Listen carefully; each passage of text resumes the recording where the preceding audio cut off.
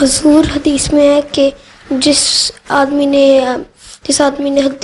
لا الہ الا اللہ محمد رسول اللہ پڑھ لی وہ مسلمان بن جاتا ہے، لیکن پھر پاکستان میں جو احمدی لا الہ الا اللہ محمد رسول اللہ جب کیوں نہیں پڑھ سکتے احمدی وہاں پر؟ کیوں نہیں پڑھ سکتے؟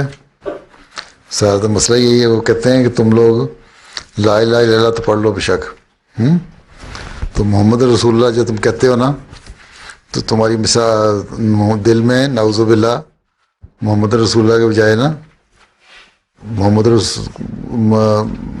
حضرت مسیح موعود علیہ السلام ہوتے ہیں. تم محمد صلی اللہ علیہ وسلم کو نہیں مانتے نبی، بلکہ مرزا غلام احمد قادیانی کو علیہ السلام کو مانتے ہو، جو غلط ہے.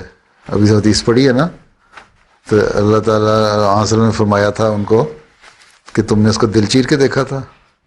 تو حضرت صلی اللہ علیہ وسلم کو تو پتہ نہیں لگا، اس صحابی کو تو پتہ نہیں لگا کہ اس نے دل سے کلمہ پڑھا ہے یا ظاہری کلمہ پڑھا ہے.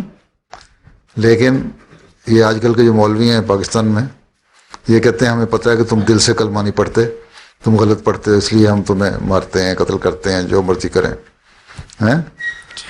تو ان کے دماغ خراب ہو جائیں پھر اسی طرح ہوتا ہے نا، کوئی دلیل تو نہیں ہوتی اس کی. عقل مند کے آدمی کے سامنے دلیل جی جا سکتی ہے نا، پاگل کے سامنے تو دلیل جی جا سکتی ہے.